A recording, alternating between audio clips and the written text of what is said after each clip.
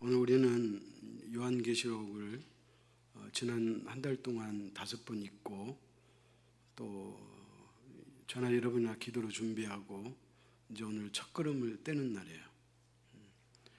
아마 1년은 걸릴 것 같은데 제가 이 말씀을 드리는 것은 빠지면 안 된다 그런 얘기예요.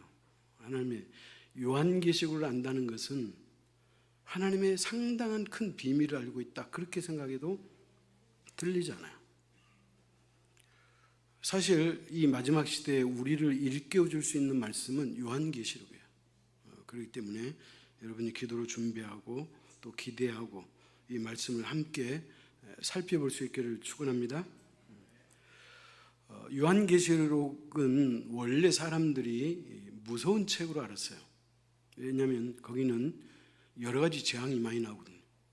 재앙이 한두 가지가 아니에요. 그렇기 때문에 요한계시록을 읽어보면 재앙이 많이 나오기 때문에 사람들은 이 말씀을 때때로 두렵게 생각하고 어렵게 생각한다 그런 말이에요. 근데 실제 그러긴 한데 재앙이 많이 나오니까 무섭긴 한데 근데 중요한 것은 뭐냐면 하나님께서 이 말씀을 주실 때 주님께서 이 말씀을 자신의 종이었던 사도 바울에게 이 말씀을 주실 때 주님의 의도가 있었어요. 그 뭐냐면 그 당시 핍박당하는 초대교회 성도들에게 위로와 소망을 주시려고 이 말씀을 주시는 거예요. 그러니까 요한계시록을 읽어보면서 야 무섭다 무슨 이렇게 재앙이 많아 이렇게 생각하면 잘못 읽은 것이고 그 말씀을 통해서 세상에 하나님이 이렇게 우리를 이루하시네 나를 이렇게 이루하시는구나 그렇게 여러분이 느낀다면 그것은 여러분이 요한계시록을 잘 읽고 있다 그렇게 생각하면 돼요. 여러분 1세기 초대교회 성도들은요 예수 그리스도를 믿는다는 것은 자기 생명을 내놓는 것과 똑같아요. 그러니까 예수 그리스도를 믿는다는 것은 죽음을 담보하는 것이나 다름없다 그런 말. 자 그런데 이 요한계시록이 탄생한 그 역사적인 배경이 있는데 그게 뭐냐? 그 당시 세계에서 가장 우두머리 국가가 로마라는 나라였어요. 그래서 그 로마는 황제들이 다스려요. 황제들이. 근데 그 황제들 가운데 기독교인들을 핍박했던 두 왕이 있어요. 하나는 네로라고 하는 왕이고요. 뭐 네로는 역사적으로 다 알잖아요. 또 하나 왕은 도미티아누스라고 하는 왕이었어요. 근데 이 두 사람이 기독교인을 핍박하기는 했지만 성격은 달라요. 근데 요한계시록은 언제 쓰여졌느냐? 황제, 네로 황제의 핍박이 지나가고 도미티아누스 황제의 핍박이 극심할 때 하나님께서 긴급 편지를 쓰시는 거예요. 누구에게 주려고? 힘없이 죽어가는, 고통당하는 그 초대교회 성도들에게 주님께서 이루해 주시려고 하나님의 편지를 쓰는 것이 뭐다? 요한계시록이다 그 말이에요. 그래서 제가 이 요한계시록을 저도 준비하면서 이 말씀을 곱씹으면서 제목을 여러 번 바꿨어요. 요한계시록을 시작하면서 아니 그냥 요한계시록 서론 아니 그러다가 오늘 제목이 뭐예요? 하나님의 손편지. 하나님의 손편지라는 이 말의 의미는 뭐냐? 하나님이 오늘 여러분 각자에게 주시는 편지인 것을 믿으시기 바랍니다. 이 요한계시록이 하나님이 여러분에게 주신 편지로 여러분이 받아들이지 않으면 여러분은 요한계시록을 잘못 이해할 수밖에 없어요. 여러분, 정말이라니까. 하나님이 나에게 주시는 손편지인 것을 믿으시기 바랍니다. 자, 그렇다면 이 로마 제국에서 아까도 제가 말씀드렸지만 네로 황제가 핍박을 했다고 했잖아요. 한번 사진 한번 띄워주실래요? 네로 황제 모습 형상이 있어요. 형상 띄워줬는가요? 그래 지나갑시다. 그래. 근데 이 네로 황제는 어떻게 그리스도인을 핍박했느냐? 네로 황제는 AD 64년에, 저 사람이네요. AD 64년에 자기가 로마 시내에 불을 질렀어요. 황제가. 근데 그 불이 어마어마하게 탄 거예요. 그래가지고 감당할 수가 없어요. 그러니까 이제 흉흉한 소문이 도는 거예요. 어떤 소문일 것 같아요? 네로 황제가 불질렀다네. 그런 거예요. 여러분, 황제도 백성이 무섭잖아요. 그래가지고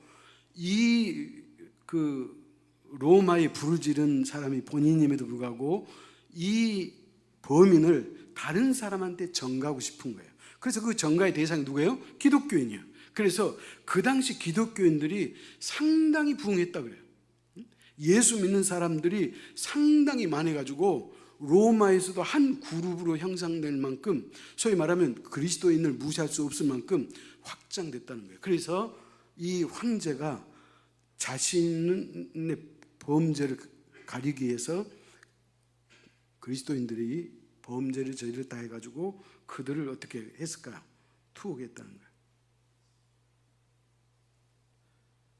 근데 이 네로는 어떻게 핍박을 했냐면 사람을 고통스럽게 하고 사람을 죽였다는 거예요.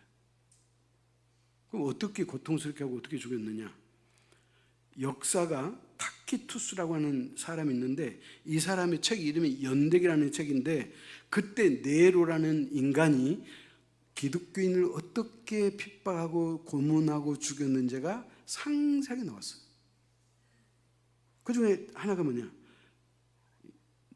제가 여러분 얘기했잖아요. 그리스도인을 기둥에 묶어놓고 기름을 부어가지고 횃불로 썼다는 거예요.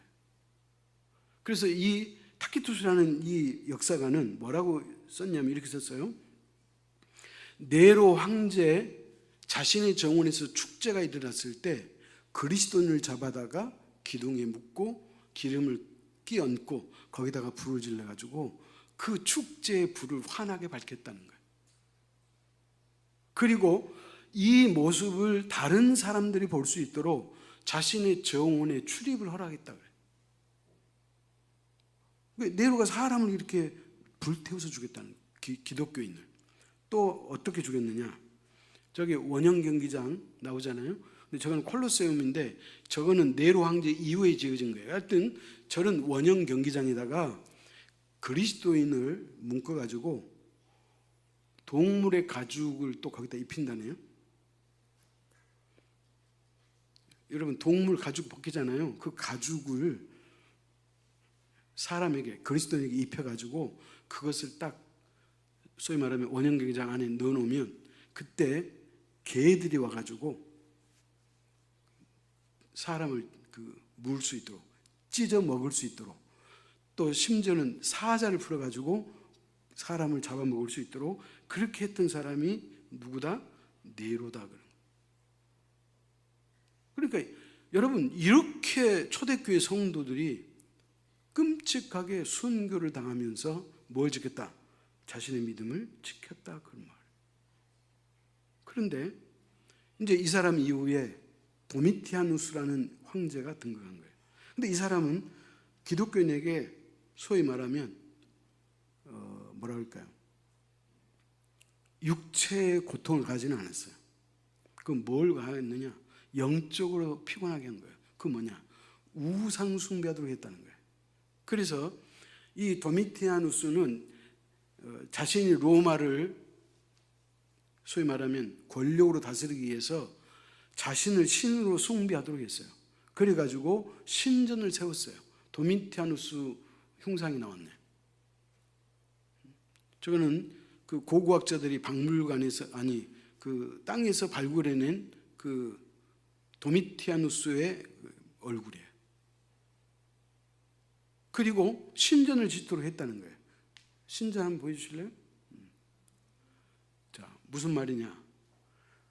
곳곳에다가 왕을 신으로 섬기는 신전을 세워놓고 정기적으로 거기에 와가지고 황제 숭배를 하도록 했다는 거예요. 그래가지고 로마 사람이 이 신전에 와가지고 큰 절을 하면서 분향을 하고 절을 하면서 뭐라고 말하냐면 황제는 나의 주님이십니다. 이렇게 고백하도록 했다는 거예요. 누구라고요? 황제는 나의 주인이십니다. 이 고백을 하도록 강제로 시켰다는 거예요. 자, 그러면 예수 믿는 저와 여러분은 뭐라고 고백하는 거예요? 예수 그리스도는 나의 주인이십니다. 그리스도는 나의 구주이십니다. 우리 고백하잖아요. 근데 그리스도를 고백하지 않고 황제를 고백하도록 하는 거예요. 그러니 여러분, 신앙이 뜨거웠던 그리스도인들이 황배 숭배를 할 수가 없어요. 죽으면 죽었지 할 수 없어요. 그래서 거부해요. 황제 숭배 사상을 거부하니까 도미티아누스가 이제 제목을 세워요. 그 뭐냐? 황제가 명령을 했음에도 불구하고 황제의 명령을 거역하는 것은 시민으로서 마땅히 해야 될 그 법을 지키지 않았다는 거예요. 황제 숭배하도록 법으로 법령으로 만들었는데 그것을 지키지 않았기 때문에 위반했다. 그래가지고 감옥에 보내고 또 유배를 보냈다. 그런 말이에요. 여러분, 그러니까 무슨 말이냐면 이런 사람에게서 배운 것들이 누구겠어요? 북한의 김일성이 배웠다는 거예요. 왜? 김일성 주체 사상이죠. 수령은 우리의 영원한 어버이라고 그러잖아요. 똑같은 거예요. 지금도 금수산 태양궁전에다가 시신 앉혀놓고 거기에 또 그 아들 김정일도 있잖아요. 다음에 김정은이 죽으면 아마 거기 갈 거예요. 그러면 이 사람들은 김일성이 태어난 날, 김일성이 죽는 날, 소위 말하면 높은 사람들은 다 여기 와가지고 소위 말하면 참배해야 된다는 거예요. 이게 우상숭배라는 거죠. 근데 그리스도인은 어떻게 돼요? 이것을 행할 수가 없어요. 거부했다는 거예요. 그래서 추방당하고 감옥에 가고 그 다음에 뭐예요? 심지어는 순고까지 당하는 그런 일이 벌어졌는데 여러분, 이것만 있는 것이 아니었어요. 그 한 예로 이런 일이에요. 그 당시 로마에 사는 사람들은 기독교인을 차별하지는 않았다 그래요. 그래서 누구나 다 소위 말하면 매매할 수 있어요. 장사할 수 있어요. 사업할 수 있어요. 근데 그 세상에 2000년 전에 그 로마에가 뭐가 있었냐면 사업을 하면 반드시 조합에 가입되어 있어야 된대. 여러분, 조합이 어디예요? 농협을 조합이라고 그러잖아요. 똑같은 거예요. 그러니까 2000년 전에 로마에도 조합이 있었어요. 그러니까 의복을 만들면 의복 만드는 조합이 있었고 또 뭐 다른 물건을 만들면 그 만드는 조합이 있어가지고 그 조합에 가입이 돼 있어야 된대. 그래야지 매매를 할 수 있는 거예요. 그런데 기독교인도 일을 해야 되고 살아야 되기 때문에 그런 조합에 가입을 했어요. 근데 그 조합에 가입한 사람은 의무적으로 소위 말하면 단체적으로 황제 숭배를 했어야 한다는 거예요. 그러니까 이제 황제 숭배를 거부하잖아요. 그러면 그 조합에서 탈퇴가 되고 그러면 어떻게 되는 거예요? 사업할 수 있다 없다? 없어요. 장사할 수 있다 없다? 없다는 거예요. 그러니까 삶의 치명적인 소위 말하면 고통이 찾아왔다는 거죠. 자, 이렇게 사람이 죽어가고 고통을 당하고 있을 때 그리스도인들이 하는 질문이 있어요. 그 어떤 거겠어요? 하나님은 지금 뭐 하십니까? 도대체 내가 믿는 하나님은 살아 계시기는 하는 겁니까? 아니, 하나님은 계신다고 그래도 그러면 하나님은 나를 버렸습니까? 나를 포기하셨습니까? 이런 의문들이 자꾸 드는 거예요. 그럼에도 불구하고 그들은 하나님을 떠나지 않았고 하나님을 꿋꿋하게 지켜내요. 그래서 하나님이 그들에게 위로와 소망을 주기 위해서 손편지를 쓰셨는데 그게 뭐다? 요한계시록이다. 그런 말이에요. 그러니까 이 요한계시록을 읽으면 하나님의 위로가 있어야 되고 미래에 대한 하나님의 소망이 우리 속에 그냥 잡혀져야 돼. 그러기 위해서 우리가 요한계시록을 공부하자 그렇게 말하는 거예요. 그뿐만 아니라 여러분, 그리스도인을 죽일 때 또 한 가지 방법이 있는데 끓는 기름가마에다가 집어던지다. 여러분, 그 끓는 물에 들어가도 고통스러울 텐데 물은 온도가 몇 도밖에 안 돼요? 100도밖에 안 돼요. 근데 기름은 훨씬 그 이상의 온도가 올라가기 때문에 더 고통스러운 거예요. 그럼에도 불구하고 그들은 믿음을 지켰다 안 지켰다? 지켰다, 그렇게 말하는 거예요. 그렇다면 사랑하는 성도 여러분, 우리의 믿음에 선배했던 초대교회 성도들이 이런 상황에서도 그들의 믿음을 지켰다면 그럼 도대체 나는 어떤 믿음일까? 나도 그런 상황에서 믿음을 지켜낼 수 있는 그런 믿음을 가졌을까? 한번 우리가 생각해 보자는 거예요. 그뿐만이 아니에요. 여러분, 우리가 나는 믿는 사람이에요, 나는 그리스도인이요 이렇게 말하지만 이제는 나는 믿는 사람이요 그리스도인이요 이 말을 우리가 쉽게 할 수는 없다는 거예요. 왜 그러냐면 진정한 그리스도인이라면 초대교회 성도들처럼 자신의 목숨값을 내놓아야 된다는 거예요. 그 정도 각오가 돼 있으면 나는 그리스도인입니다, 이 말을 할 자격이 있다, 그런 말이에요. 내가 교회에 다닌다고 해서 내가 신앙인이다? 생각해 봐야 돼. 내 속에 열심도 없고 그냥 단순히 교회만 왔다 갔다 하고 열심히 하려고 하는 그런 의도 자체도 없다면 그 믿음은 살았다고 할 수가 없다, 그 얘기예요. 자, 그런데 하나님이 이제 이 편지를 쓰시잖아요. 그럼 이 편지를 보낼 수신처가 있어야 되잖아요. 그래서 그 편지의 저자로, 저자는 하나님이고 대필자로 하나님 대신, 왜? 하나님께서 손편지를 쓰셨으니까 그게 글로 남아야 되잖아요. 근데 하나님의 영이시기 때문에 그렇게 할 수는 없고 당신이 제자였던, 주의 종이었던 사도 바울을 찾아요. 사도 바울을 찾아가요. 근데 사도 바울이 어디 있었다 그래요? 밤모섬에 있었어요. 밤모섬. 밤모섬은 어디 있냐? 터키와 그리스의 중간에 있는 조그만 섬이에요.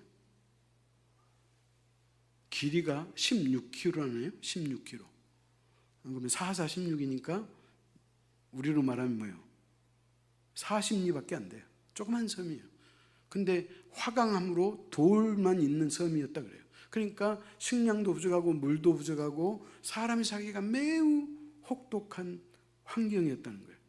그렇기 때문에 로마의 황제들은 자신의 말을 거역하고 자신의 명령을 거부하면 이 유배지였던 이 소위 말하는 밤모섬으로 보냈다는 거예요. 그러면 사도 바울이 하나님께서 이 손편지를 쓰실 당시 어디에 있었다? 응? 사도 요한이. 죄송합니다.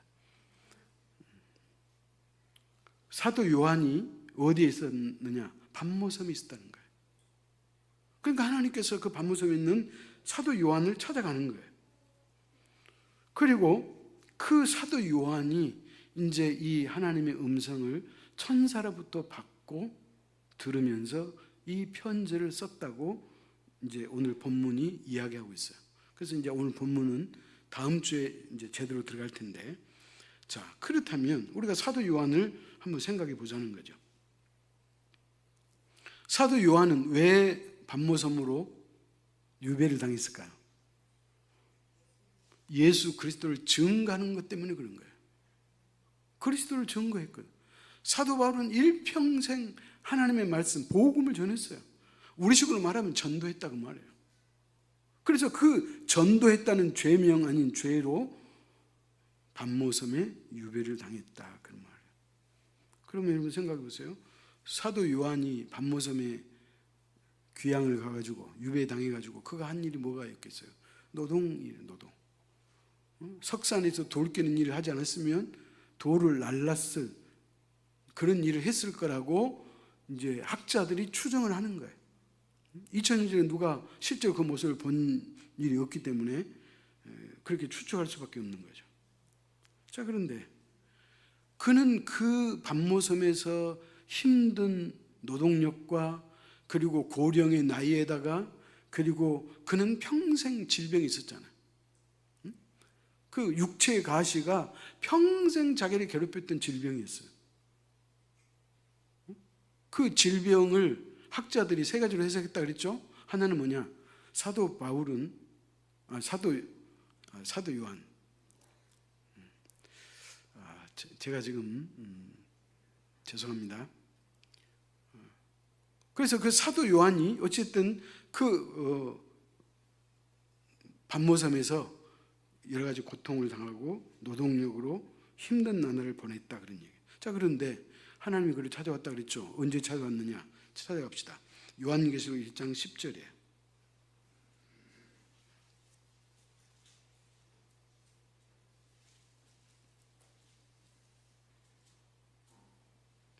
요한계시록 1장 10절 같이 읽습니다. 주의 날에 내가 성령에 감동되어 내 뒤에서 나는 나팔 소리 같은 큰 음성을 들으니. 여러분, 사도 요한이 하늘의 음성을 듣고 하늘 문이 열린 날이 언제였느냐? 성경에 봤더니 주의 날, 주일날이었다는 거예요. 근데 하나님의 음성이 들렸는데 그 음성이 뭐냐? 나팔 소리 같은 큰 음성을 들었다는 거예요.